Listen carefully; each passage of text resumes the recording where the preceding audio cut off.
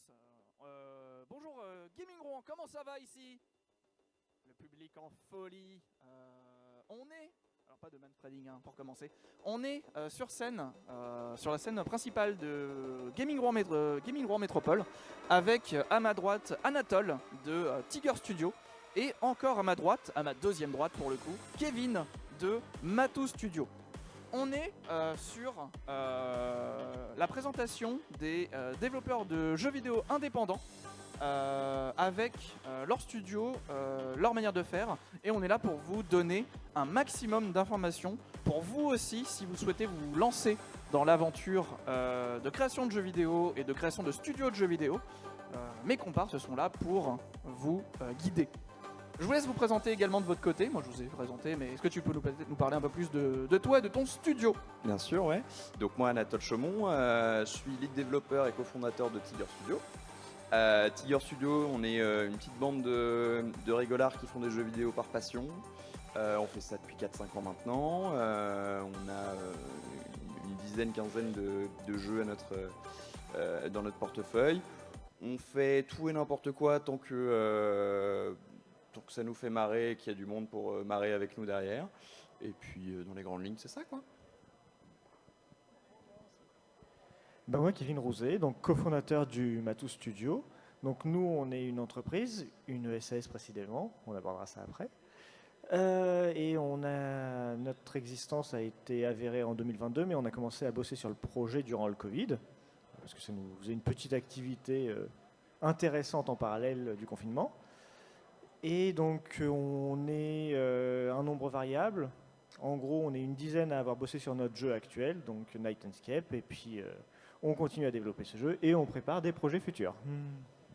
C'est ça, donc vous, Matou Studio, tu nous as parlé de Night Escape. C'est le premier jeu que vous avez sorti officiellement sur la plateforme Steam. Est-ce que tu peux nous en parler un petit peu plus? Night Escape, donc c'est un jeu à la frontière entre le jeu vidéo et le jeu de société, parce qu'en fait, c'est tout simplement un jeu de société numérique. À la base, donc, c'est pas qu'on ne voulait pas le sortir sur Steam, mais il était destiné à sortir sur une petite tablette qui interagissait avec des pions. Donc l'idée, c'est qu'on avait vraiment un hybride jeu de société physique, jeu vidéo. Malheureusement, donc, avec le confinement, le Covid, la guerre en Ukraine, la société qui met en vente cette tablette n'a pas encore commercialisé l'outil, donc on n'a pas pu développer dessus. On s'est rabattu sur Steam dans un premier temps, et puis voilà, c'est un jeu coopératif jusqu'à 4 joueurs. Voilà, si vous voulez tester, on a notre stand qui est disponible à côté dans le couloir, effectivement, dans le couloir, sous les gradins, face à la scène. Et du coup, Tiger Studio, vous avez sorti également un jeu sur Steam, mais pas que. Tout à fait, ouais. Donc il y a 3 ans de ça maintenant, on a sorti Spellswap sur Steam. Spellswap, c'est un petit jeu de baston avec des mages, donc en coopératif aussi, où on n'a pas de limite de joueurs, où l'objectif c'est de faire un espèce de Smash Bros-like un peu fun, très, très barré, avec beaucoup de possibilités. Et l'objectif c'est de faire du chaos entre potes, quoi. Donc on a sorti ça sur Steam il y a quelques années maintenant. Nous on réalise la plupart de nos jeux sur itch.io, qui est donc une plateforme un peu comme Steam, qui est je pense un peu moins connue du grand public, mais qui permet à n'importe qui de distribuer un jeu ou n'importe quoi, une application de manière générale, de le distribuer gratuitement ou payant. Nous on distribue tout en gratuitement avec un format Pay What You Want, donc on accepte des donations. Le site le permet. Et donc voilà, donc il y a eu beaucoup de game jams qui ont été faits, donc beaucoup de petites releases qu'on a fait sur ce site. Et on continuera, je pense, de toute façon, de sortir nos jeux là-dessus. En tout cas, peut-être en parallèle de Steam, selon comment les choses évoluent pour nous. C'est ça. Ok. Donc du coup, pas mal d'expérience en termes de sortie de jeu du côté de Tiger. Matou, un seul jeu sorti, mais beaucoup de travail derrière. On est là aujourd'hui pour parler de 2 sujets principaux. Faire des débats avec des développeurs, c'est bien de faire leur présentation, mais c'est aussi bien à chaque fois de varier les thèmes pour lesquels on discute avec eux. Pour cette session, on a choisi de vous parler de la partie administrative de la création d'un studio. Par quelles étapes il faut passer, par quel site il faut s'inscrire. On parlait tout à l'heure que tu avais une SAS pour Matou Studio. Donc on va essayer de décortiquer un peu tout ça pour vous donner un maximum d'informations si vous souhaitez vous lancer là-dedans. Donc je vais poser ma première question à Kevin pour le coup. Tu vois le message de passation de micro. Kevin, du coup, tu nous as parlé de SAS, donc de société qui est effectivement maintenant une vraie société. Est-ce que tu peux nous décrire la différence entre une association et une société comme tu l'as? Alors, la différence, ça va être une association, déjà, de base, tu n'as pas le droit de faire de bénéfices. De bénéfices. Ok. Voilà. Et une ESS, en fait, donc c'est une société par action simplifiée, d'où le sigle. Et en fait, prendre cette forme juridique, ça nous permet en fait de rémunérer les gens qui travaillent pour nous. C'est-à-dire, donc, alors ça c'est la première problématique qu'on a eue tout au début du jeu, c'était, en fait, vu qu'on travaillait avec des volontaires, mais qu'on voulait quand même les rémunérer, c'est comment on fait ça. Et la première chose qui nous soit tombée dessus, c'était attention à l'URSSAF, c'est travail dissimulé, tout ça, bon. Donc c'est pour ça que voilà, on est parti sur la création d'une SAS, et qui nous permet, en fait, le jeu vidéo est à mi-chemin entre un produit classique et de l'art. Donc, en fait, grâce à la SAS, en fait, on peut travailler avec des artistes et on rémunère les personnes qui travaillent pour nous en droit d'auteur. En fait, c'est vraiment pour ça. Donc vous, on peut dire que le salaire de vos salariés, c'est un salaire d'artiste. Ce sont des droits d'auteur. C'est chaque personne qui a bossé tout pour nous touche un petit pourcentage du jeu. Et du coup, le format SAS vous permet de faire ça. C'est ça. Après, on a consulté un avocat, voilà, qui nous a fait tout ce qu'il fallait pour mettre ça en ordre. Compliqué, long, et qui nous conseille au fait sur toute la partie propriété intellectuelle qui est aussi importante. Ok. Pour le coup, pour rebondir, Tiger Studio, vous êtes inscrit en tant qu'artiste-auteur, c'est ça? C'est ça, ouais. Nous, on est un collectif d'artistes-auteurs, donc beaucoup moins de paperasse à ce niveau-là. C'est individuellement que tu as un statut d'artiste-auteur qui est très simple à obtenir. Pourquoi on a fait ce choix-là? Donc nous, notre seule vraie release, sur Steam, ça a été Spellswap. Pour le coup, Steam, c'est un peu particulier pour release. Il te faut un numéro de tirette, soit être une vraie entreprise, soit passer par un éditeur. Et même si tu veux passer par un éditeur, il y a un moment où tu dois signer un contrat, et donc il te faut un statut. Donc le collectif artiste-auteur, ça nous a permis en fait donc de faire ce fameux contrat avec un éditeur, de pouvoir être rémunéré tout simplement. Toi tu parlais de droit d'auteur, nous c'est un contrat un petit peu plus formel on va dire, classique plutôt. Et donc oui, statut artiste-auteur qui nous permet justement donc voilà cette rémunération et cette publication via Steam via un éditeur. Aujourd'hui on est en train d'osciller entre je pense une SAS ou voilà, c'est encore assez flou aujourd'hui pour nous, mais c'est dans les projets de 2024 de structurer ça un peu différemment. Ouais. Ok. Et donc, Kevin, est-ce que tu peux nous donner les différentes étapes que tu as pu avoir avec tes comparses pour créer ta société? C'est quoi, quand tu crées une SAS, ça tombe bien parce que du coup, comme vous êtes sur le chemin, vous peut-être essayé, ça peut peut-être essayer aussi vous intéresser. Voilà, tu as l'idée, tu veux créer ton entreprise officiellement. C'est quoi le premier truc à faire? Alors, le premier truc à faire, c'est tout bête, c'est de cadrer son idée. Ça va être, tu vas réfléchir comment je vais rémunérer les personnes avec moi. Est-ce que ça va être un vrai contrat? Est-ce que ça va être comme nous du droit d'auteur? Quelle forme juridique tu vas prendre? C'est-à-dire, est-ce que tu as une personne qui va investir? Est-ce que tu as plusieurs personnes qui vont investir? Est-ce que tu as besoin de quelque chose qui te permette d'avoir beaucoup de liberté dans les droits que tu veux mettre aux différentes personnes? Par exemple, une SAS, tu es obligé d'avoir un président, un directeur général qui sont deux personnes différentes.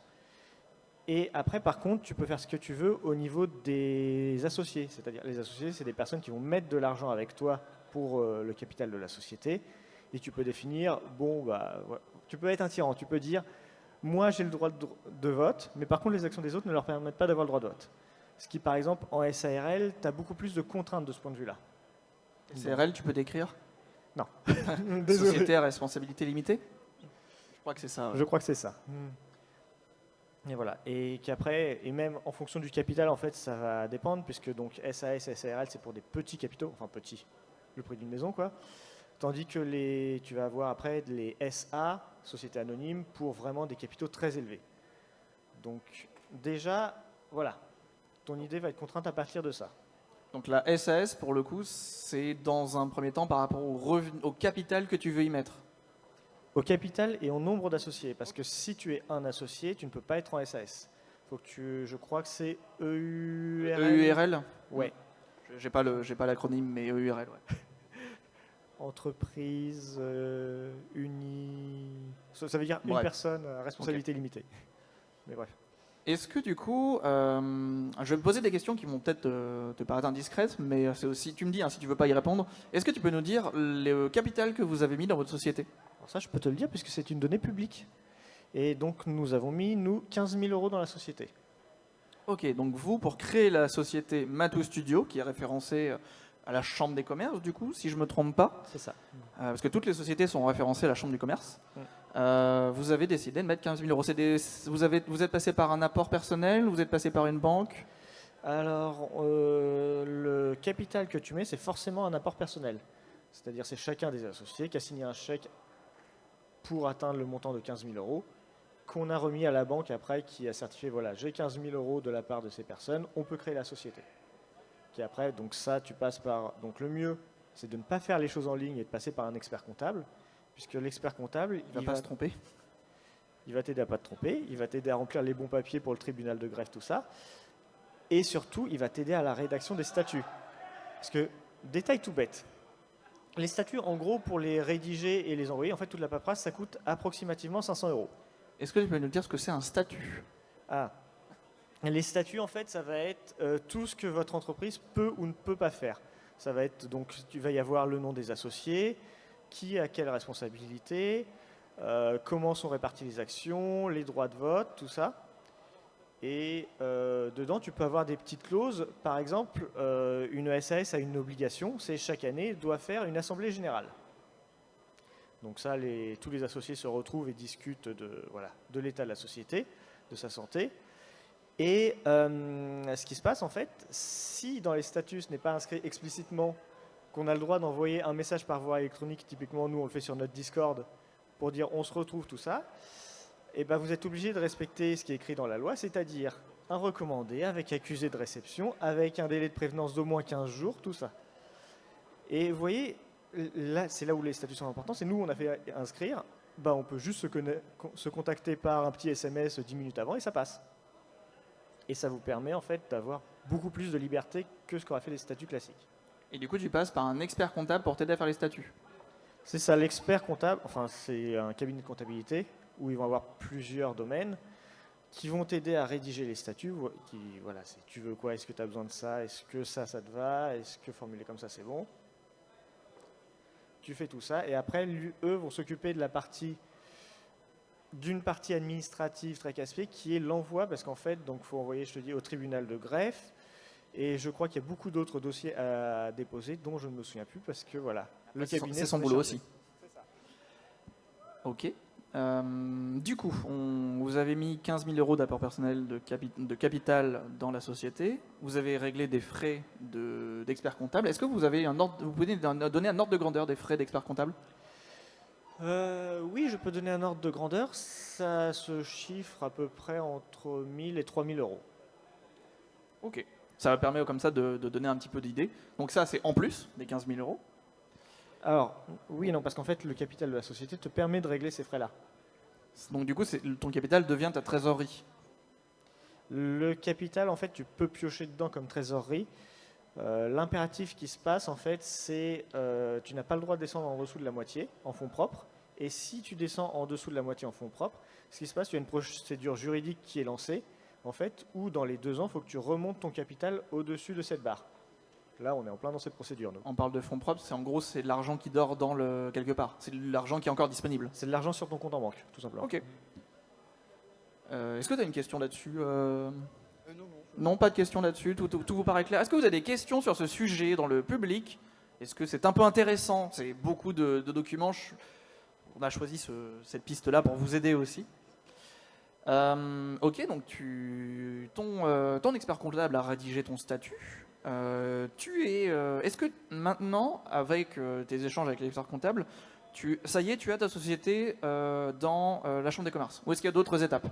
Alors nous, on a fait en plus des étapes de protection intellectuelle. C'est avec notre avocat, en fait, on a été déposer des choses auprès de l'INPI.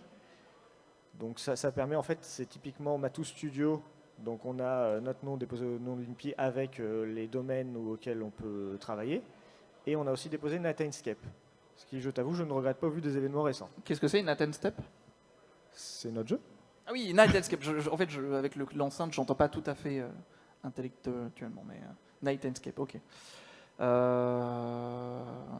Et donc du coup, vous êtes passé par l'expert comptable pour vous aider à publier votre jeu. Non, par notre avocat pour le Par coup. votre avocat. Par notre avocat, mais qui a aussi quand même une petite partie administrative à régler. Puisque là, typiquement, dans l'actualité, je ne sais pas s'il y a des personnes qui connaissent, mais il y avait un jeu qui s'appelle The Gold Project Noera. Je ne sais pas si ça parle à certaines personnes, un petit roguelike. Moi, ça me parle pas. Est-ce que ça vous parle dans le public? Non. Non, j'ai pas l'impression.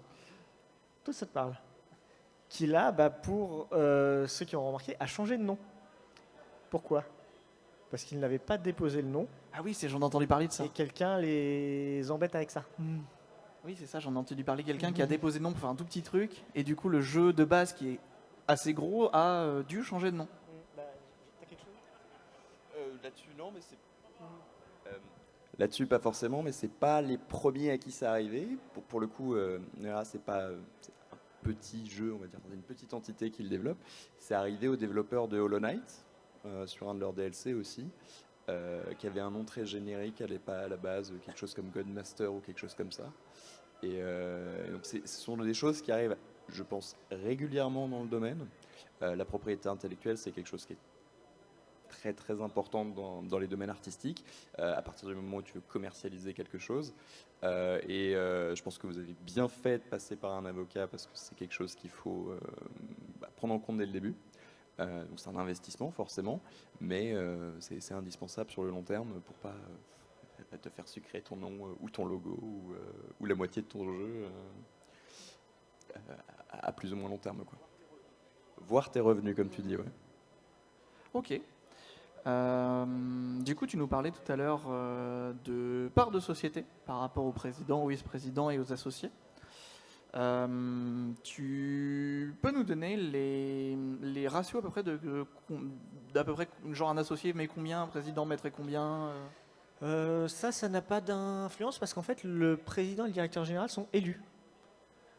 Donc, Ok. en fait, c'est pas forcément l'actionnaire, mais c'est pas le mot, l'associé majoritaire qui est président. Ok. C'est président et directeur général, ce sont deux mandats qui, en fait, souvent, ceux qui mettent le plus, en fait, c'est ceux qui se retrouvent avec ces responsabilités parce que c'est eux qui sont porteurs au moteur du projet, mais ce n'est pas systématique. C'est leur projet, donc c'est normal que ce soit eux qui mettent le plus d'argent. Après, comme tu dis, tu as des associés majoritaires, c'est ça? C'est quand dans le cas où j'imagine peut-être un sponsor, tu peux te faire sponsoriser, des choses comme ça ou... Alors, la SAS, un des avantages certains, c'est qu'on peut espérer tomber sur un business angel. Ça va être très facile de faire rentrer quelqu'un au capital. Et après, en fait, comme je vous dis, ce que je vous disais avant, c'est vis-à-vis de tout ce qui est action, tout ça. En fait, il y a moyen, pas de donner aucun pouvoir au business angel, mais d'apporter un certain équilibre entre les associés qui sont là initialement, qui ont mis l'argent au début, l'effort au début, et un business angel qui arriverait pour éviter qu'ils ne possèdent totalement la société et en fassent ce qu'ils veulent derrière. Ok. Est-ce que vous avez des questions dans le chat? Dans le chat. Non, je ne lis pas le chat, j'arrive pas à avoir internet sur mon téléphone. Dans le public, est-ce que vous avez des questions? Est-ce qu'on a d'autres sujets sur le thème de l'administratif? Peut-être vous, pour le coup. Toi, si tu as d'autres trucs à dire, Kevin? Non, on a fait le tour quand même maintenant, tu as publié ta société et puis on pourra passer à l'autre thème par la suite. Donc vous, artiste-auteur, est-ce que vous avez des choses à remplir ou est-ce que c'est comme une association loi de 1901? C'est très simple à faire. La plupart des actions peuvent se faire par Internet. Le statut artiste-auteur est en soi très simple à obtenir. Il n'y a aucune preuve à apporter. Nous, côté administratif, après, le gros du travail qu'on a dû faire, c'était vis-à-vis de notre éditeur, donc pour SpellSwap. Donc on est plutôt de côté publication là, mais ça a été un peu le même travail que vous vis-à-vis d'un avocat. Hein. C'est de la rédaction de contrat, donc des allers-retours avec un avocat, avec l'autre partie qui était l'éditeur, pour savoir qui a le droit à quoi sur le projet, qui est rémunéré comment, qui met des billes dedans, du coup qui récupère des billes à la fin. C'est les classiques des contrats d'édition en fait, qui sont pas du tout intuitifs.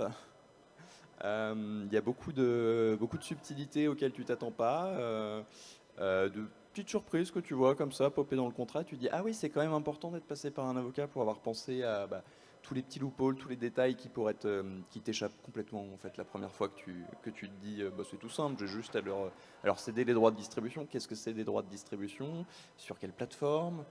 Sous quelle forme? On parlait de démat tout à l'heure. Est-ce que si un jour on fait du matérialisé, ça marche pareil? Est-ce que si on change de plateforme, combien de temps ces droits on les cède? Donc en fait, il y a vraiment beaucoup. Un simple contrat de distribution de jeu, je crois que il doit y avoir une dizaine ou une quinzaine de pages. Et c'est pas, c'est un petit contrat, ça, je pense. Donc, pour résumer un petit peu cette partie, je vais également répondre un petit peu à Echo dans le chat. J'ai récupéré un peu le chat. Pour parler un peu pas forcément de SAS, mais de création pure. Si je comprends bien, si je résume, les objectifs, enfin les étapes que vous avez pour créer, c'est déterminer son projet, vraiment cadrer son projet au maximum, s'entourer le plus possible d'un avocat et d'un cabinet comptable ou d'un expert comptable, si vous avez les moyens, effectivement, parce que ça reste des frais quand même. Parce que j'imagine que pour le coup, vous, c'est pas encore le cas. Vous avez l'avocat, mais pas encore pas d'expert comptable. Et à la suite de ça, c'est vous laisser guider par ces personnes-là, en fait. Ça s'apprend sur le tas avec eux aussi. Oui, c'est ces personnes qui ont l'expertise, parce que le problème du droit, c'est que ça ne s'invente pas. Et tu as tout l'aspect jurisprudence, tout ça, que, soyons honnêtes, si tu n'as pas fait des études d'avocat, bon courage. Si tu n'as pas fait d'études de droit, ouais, voilà. Donc voilà, c'est un peu les meilleurs conseils qu'on pourrait donner, c'est de s'entourer. Par contre, est-ce que au-delà de ça, peut-être dernière question sur ce sujet, on peut publier un jeu sur une plateforme autre qu'Itch.io, une plateforme plus connue, disons. Est-ce qu'on peut publier un jeu sans trop s'y connaître? Est-ce que ça vous paraît réalisable? Quelqu'un qui essaye de s'investir vraiment beaucoup. Alors oui. Je pense que le moyen le plus simple pour avoir un accès à Steam, c'est le statut auto-entrepreneur, donc qui a ses avantages et ses inconvénients. Mais un auto-entrepreneur peut sans problème, moyennant les frais de Steam qui s'élèvent à 100 €, je crois, pour une publication, déposer et publier un jeu sur Steam, autant qu'il en veut, à chaque fois payer des frais. Du coup, c'est assez simple. Et le statut auto-entrepreneur, alors là, pour le coup, je ne suis pas compétent pour en parler, mais c'est quelque chose qui se fait aussi assez facilement. Plus facilement que de créer une SAS Beaucoup plus facilement. Je recommanderais quand même le conseil juridique d'un avocat pour faire ce genre de choses. Mais en tout cas, c'est des démarches qui sont beaucoup plus simples à faire. Ouais. Donc voilà, si vous avez des clés, globalement, s'entourer d'un avocat, s'entourer d'un expert comptable, et ça permet d'aller dans des bonnes pistes. Je crois qu'on a des questions dans le public. Est-ce que vous avez des questions dans le public? Alors attendez, je vais me déplacer avec un micro. Hop, viens, tu peux venir au bord de la scène. On ne nous voit plus sur la caméra, mais... Alors, comment tu t'appelles et quelle est ta question? Je m'appelle Carole, j'interviens tout à l'heure. Bravo pour le lancement. Moi, j'avais envie de savoir quel est le modèle, qu'est-ce qui vous fait rêver au moment où vous êtes lancé? Et deuxièmement, en termes de conseils, de financement, est-ce que vous connaissez le CNC? Oui? Vous avez déjà fait appel? Alors, on va leur laisser répondre. Concernant le CNC, c'est effectivement quelque chose qui nous a pas mal intrigué, on va dire ça comme ça. On s'était pas mal documenté à l'époque. On n'avait pas fait les démarches puisque nous, donc pour SpellSwap, c'était un projet qui a un peu explosé en termes de scale. C'était un tout petit projet à la base qu'on avait prévu de sortir un petit peu dans notre coin. On a trouvé un éditeur qui a été intéressé et qui nous a accompagnés dans la fin du développement et surtout dans la partie publication du jeu. Donc on n'avait pas besoin de soutien financier pour le faire. On ne considère pas avoir besoin de soutien financier tout court en fait, nous, pour faire notre activité aujourd'hui.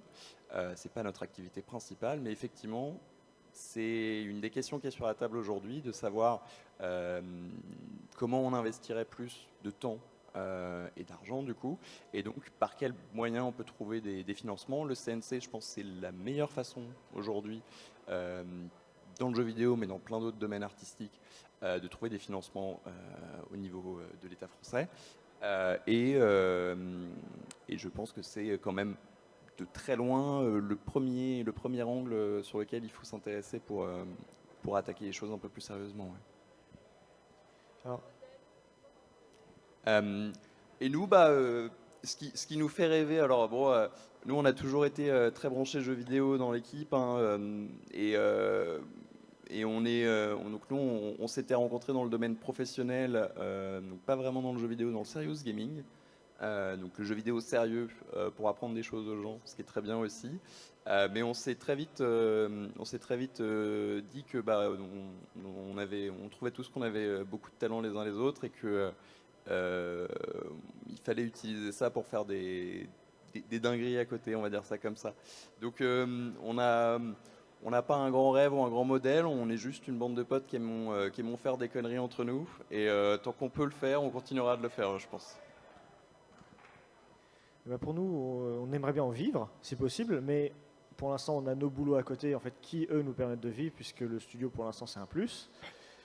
Et en termes d'aide, donc dans un premier temps, avant de changer au CNC, on avait commencé à regarder le Coup de pouce Normandie, qui, je vais être honnête, j'ai abandonné tellement c'était complexe et lourd. J'ai lancé la procédure, j'ai fait les premiers entretiens et je ne suis pas allé plus loin parce que voilà, c'était pas viable en plus de mon activité, plus du studio. Pour le CNC, on est en train de monter un dossier pour notre prochain projet. Donc là, on doit rendre notre copie le 8 avril et on verra bien.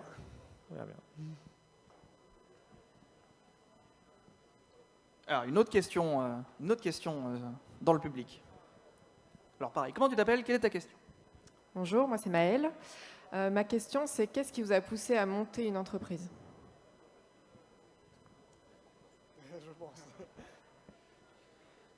Qu'est-ce qui nous a poussé à monter une entreprise? C'est ce que je disais initialement, c'est qu'on voulait rémunérer les gens et qu'il n'y avait pas moyen de rémunérer. En fait, nous, tel qu'on a fonctionné, c'est voilà, il y avait un noyau de personnes qui voulaient vraiment le faire et qui le font toujours.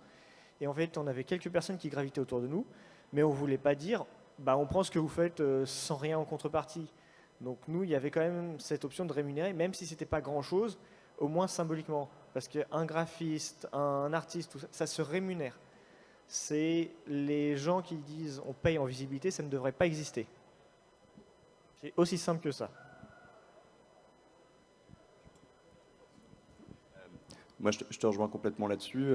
Nous, ce qui nous fait cogiter sur le modèle d'une entreprise aujourd'hui, c'est exactement ça. C'est-à-dire que on a nos ressources en interne qui nous permettent de faire ce qu'on fait aujourd'hui, mais il y a sur plein de points des choses où on se dirait, oui, on pourrait rémunérer un graphiste, un prestataire à gauche à droite pour faire du montage, pour faire plein de choses que nous, on ne maîtrise pas, qu'on pourrait apprendre sur le tas, mais on n'en est pas forcément capable, on n'a pas forcément le temps. Pouvoir rémunérer des gens, c'est quand même vachement gratifiant et important. Et à côté de ça, c'est les accès. Donc on parlait de Steam tout à l'heure, Steam numéro SIRET pour pouvoir publier un jeu. Donc il y a d'autres façons d'en obtenir un, mais quand on est plusieurs ou une structure, ça reste quand même un modèle d'entreprise qui est le plus simple à obtenir. Est-ce qu'il y a d'autres questions dans le chat? Ah, encore une question.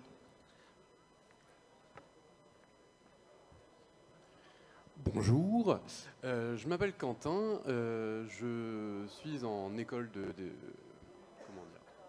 développement informatique, ça se dit pas, c'est dégueulasse, mais on va dire comme ça, pour faire du jeu vidéo, et du coup ouvrir ma boîte par la suite dans 6 mois. Du coup. Merci pour la conférence déjà et tous les petits indices qui ont pu être donnés. Et j'aimerais savoir du coup, tu as un peu abordé l'idée au début, mais En premier lieu, du coup, tu as un double emploi. Tu fais d'un côté de quoi vivre et de l'autre côté ce qui te fera vivre plus tard, dans l'idée. Alors c'est à peu près ça. Donc là, c'est aussi une des raisons pour lesquelles on est 5. Je ne vais pas te cacher, moi, j'ai absolument pas touché au jeu depuis un an, à peu près un an et demi. C'est-à-dire, c'est je rentre le soir, je fais l'administratif, c'est les factures, la compta, les contacts, des choses du genre. Et c'est parce que je suis secondé par d'autres personnes, en fait, qui, elles, sont à plein temps sur le projet. Enfin, à plein temps libre sur le projet. Qui font avancer le projet. Et que moi, mon seul apport sur le jeu des derniers mois, c'est tester le jeu, vérifier qu'il y a des bugs et puis me moquer du développeur s'il y a des bugs. Oui, c'est un peu la même chose pour nous, hein. Donc nous, on est deux aujourd'hui. On a tous les deux une activité professionnelle à côté qui est alimentaire, quoi, qui est aussi plus ou moins dans le développement, pas forcément de jeux vidéo. Et on est donc nous tous les deux en temps partiel et on a une journée de notre semaine qui est consacrée à développer nos jeux et à essayer de monter notre business à côté, quoi. Mais donc oui, s'il y a un conseil à te donner, c'est pas de te lancer à 100% directement dedans.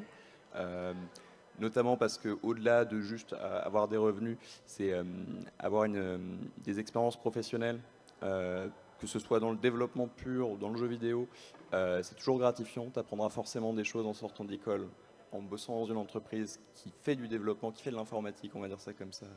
Je mets des guillemets, hein, mais parce que tu vas découvrir des process, tu vas apprendre des façons de faire, comment ça marche un peu d'administratif, même si c'est pas directement ce que tu vas avoir besoin. Tu vas découvrir plein de choses du monde professionnel et je pense que c'est indispensable avant de se lancer complètement, de monter ton truc tout seul, quoi. En tout cas, à mon sens. Et au-delà de ça, je vais rebondir sur la conjecture. Le marché du jeu vidéo, déjà 2022, il y avait des signes de faiblesse. 2023, c'est l'année des licenciements, des fermetures de studios. Et on va voir les chiffres. 3200 licenciements internationaux, rien qu'au mois de janvier, je crois, depuis le début de l'année. Dans le monde du jeu vidéo, 3200 licenciements internationaux. Et 2024, c'était déjà cette tendance. Donc si 2024, ça se poursuit, bon. Voilà, donc faut pas oublier avant tout que c'est con à dire, mais il faut que tu manges. Donc malheureusement, le problème du jeu vidéo, c'est que ça est très concurrentiel.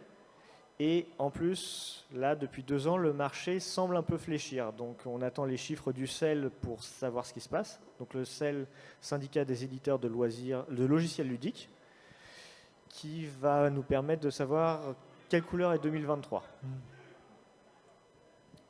Non, tu as bien résumé les choses. Je pense que le marché du jeu vidéo, il ne se porte pas particulièrement bien. Que ce soit pour les gros éditeurs, les gros développeurs ou les petits. Pour le coup, le marché du jeu vidéo indépendant, c'est quelque chose qui est très bizarre en fait. Il y a plein de tout petits qui font des jeux, ils en sortent des dizaines et des dizaines et des dizaines tous les jours. Il y en a beaucoup, énormément qui passent sous les radars. Donc en fait, c'est pas parce que tu fais le meilleur jeu du monde que tu peux avoir de la reconnaissance pour, et même si ton jeu est génial, qu'il est pas cher, c'est pas pour ça que tu vas réussir à faire des sous avec. Donc comme tu disais, je pense que quand même le plus important, c'est d'arriver à manger tous les jours dans l'histoire. Donc encore une fois, moi je reviendrai là-dessus, hein. C'est important d'avoir des rêves et des bonnes ambitions, mais c'est quand même d'avoir une stabilité, une sécurité, surtout si tu sors d'une école de développement. Là-dessus, je te recommanderais toujours une expérience pro à côté, moi. On va pas arrêter de faire ping-pong. C'est le but, hein. Non. Il y a aussi un aspect à ne pas négliger, en fait, qui est tout bête, mais auquel, par exemple, nous, on n'avait pas songé au début, c'est l'aspect marketing. Sans marketing, ton jeu ne se vendra pas, et nous, on s'en est aperçu au début, en fait. Donc là, c'est quelque chose qu'on essaye de mettre en place, c'est une communication pour se faire connaître des gens, se faire connaître du public, et éviter le syndrome qui arrive à beaucoup de jeux sur Steam, c'est-à-dire en fait de vendre 10 copies et de disparaître totalement. Là-dessus, tu as totalement raison. C'est un problème qui touche pas que le jeu vidéo, je pense, c'est tous les domaines artistiques, hein. La communication et le marketing, c'est un job à plein temps, c'est un job qui demande certaines compétences. On ne s'improvise pas marketeur ou communicant. Je pense que c'est absolument pas les bons termes, mais dans l'idée, Dans l'idée, c'est un job à temps plein aussi, qui prend beaucoup de temps du coup, et beaucoup d'investissements financiers, personnels, tout ça. Et effectivement, quand tu es développeur, graphiste ou autre, en fait, tu n'as pas le temps de faire tout ça. La communication, c'est vraiment quelque chose à plein temps. Et c'est tout aussi important, voire plus que que le jeu en lui-même, en fait. Comme tu disais, si ton jeu il sort, et qu'effectivement, au moment de sa sortie, il va être un minimum mis en avant par les plateformes, en fait, il tombe immédiatement dans l'oubli, tellement il y a une masse de jeux qui sort en même temps. Donc il y a besoin d'un afflux constant de communication, de trouver des moyens. Donc aujourd'hui, des campagnes influenceurs, tout ça. Donc ça demande aussi des budgets, la communication et le marketing. Donc pour moi, c'est au moins aussi important que le jeu en lui-même. C'est ça, oui, comme tu dis, les très gros jeux et studios de développement, les Call of Duty, etc., mettent, je pense, autant, voire plus de moyens dans la communication que dans le développement.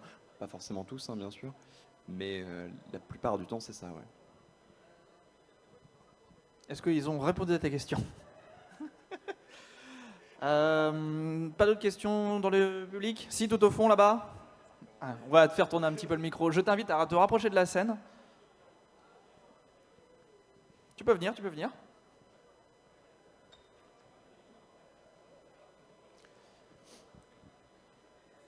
Alors, pendant que le public descend des tribunes, ton prénom et une question.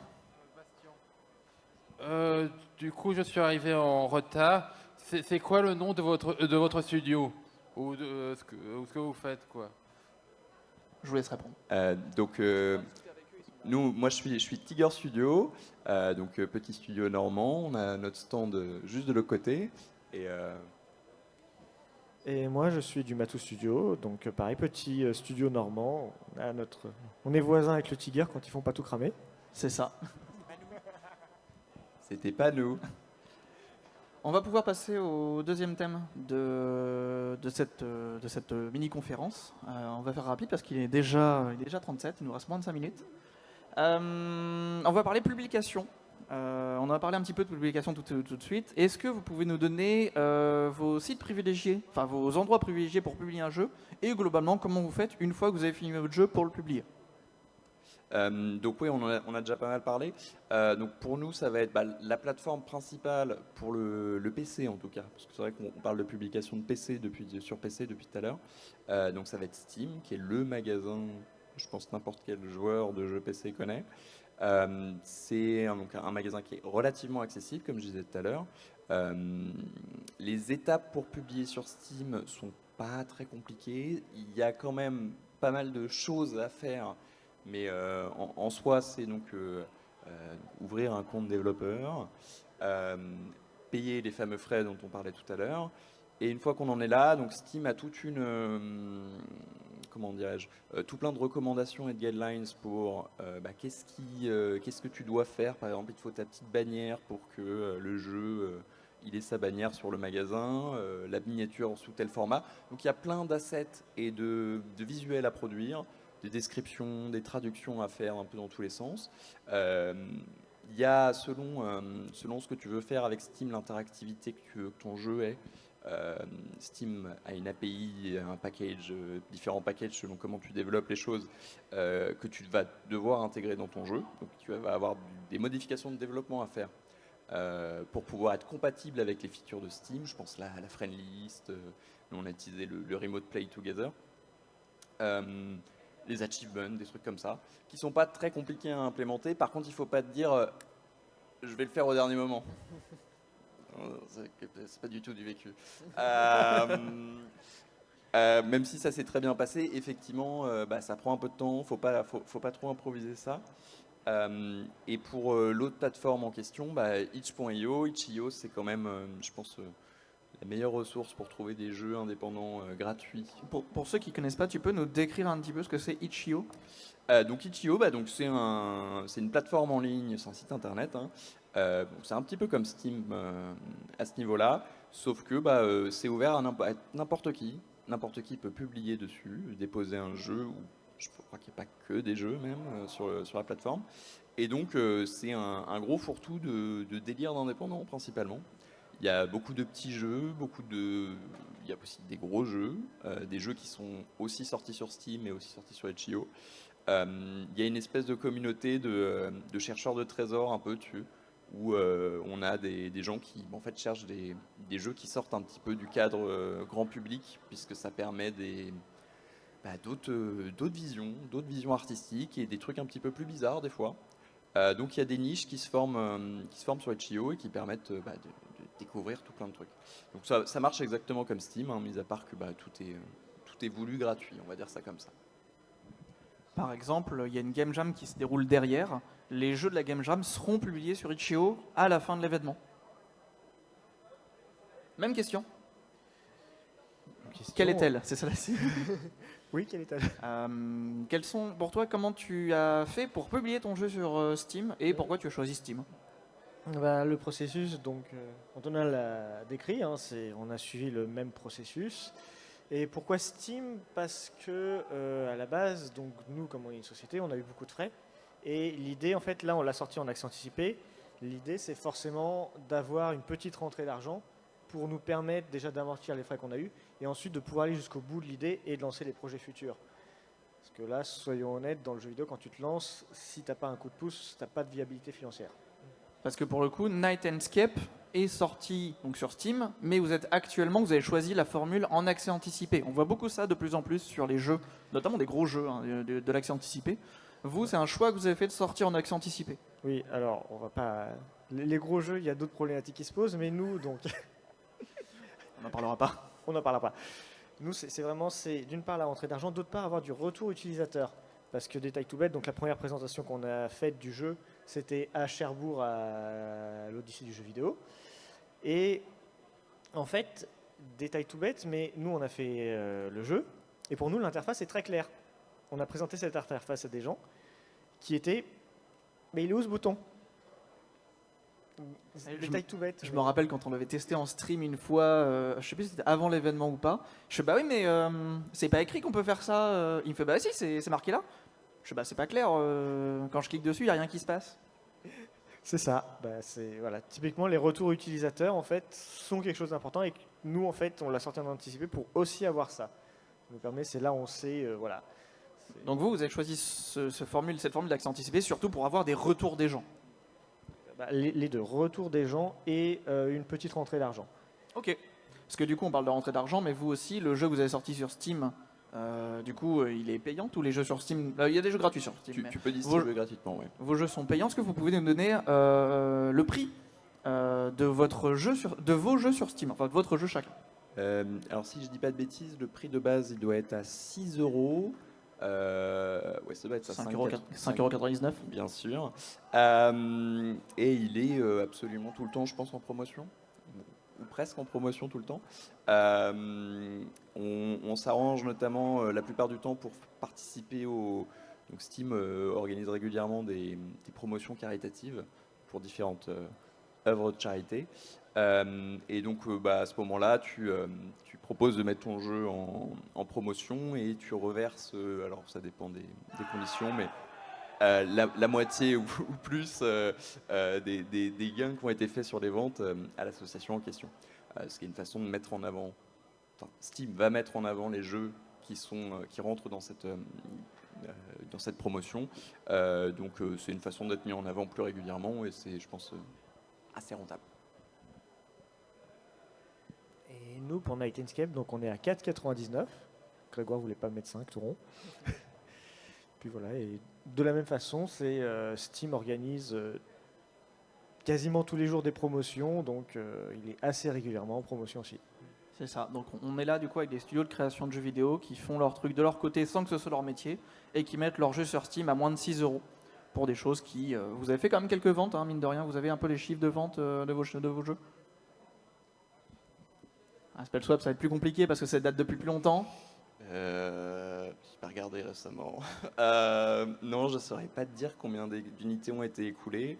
Je sais que dans la première année, il y a eu environ 1000 ventes qui ont été faites. Donc là, ça fait 3 ans. Donc je ne pense pas qu'il y a eu 1000 ventes par an depuis, hein. Mais on doit osciller entre 2000 et 3000, je pense, au total. Ok. Nous, on est sur une plus petite échelle puisqu'on est sur moins d'une centaine de ventes. Mais vous, votre jeu est sorti plus récemment aussi. Les ventes sur un jeu se font très vite au début en fait. Souvent, t'as la sortie du jeu, t'as quasiment toutes les ventes qui se font et après ça plonge. Ok. Donc voilà. Est-ce que vous auriez des dernières questions éventuellement? Et puis après, on va probablement rendre l'antenne. Bonjour à tous. Je voulais savoir comment vous avez choisi le prix des jeux. Alors dans notre cas, on a comparé par rapport aux autres jeux, c'est-à-dire donc nous, comme on se présente sur un jeu de société numérique, on a été voir Terraforming Mars, Rail to Road et tout ça. On a regardé un peu ce qu'ils proposaient, la qualité qu'ils proposaient et le prix de vente. Et honnêtement, nous, on l'a fait, on a dit on divise par 2 parce qu'on juge qu'on n'a pas l'expérience d'un grand studio, mais que par contre, vu qu'on est en early access et qu'on va monter en qualité petit à petit, on ne s'interdit pas de monter un peu le prix. C'est possible de monter le prix une fois que le jeu est publié? Nous, c'est un peu la même chose, hein. On a fait une étude de marché au moment de la sortie, qui a été, donc c'est plutôt notre éditeur qui nous a poussé à faire ça. Nous, on comptait le mettre en vente beaucoup moins cher. On avait 2 € en tête, donc c'était vraiment histoire de dire qu'on ne le donne pas, mais il faut que ce soit accessible à tout le monde, quoi. Et l'étude de marché a montré que ce genre de jeu tournait entre 5 et 10 €. Et donc on a tablé sur 6 € à peu près au final, quoi. Très bien.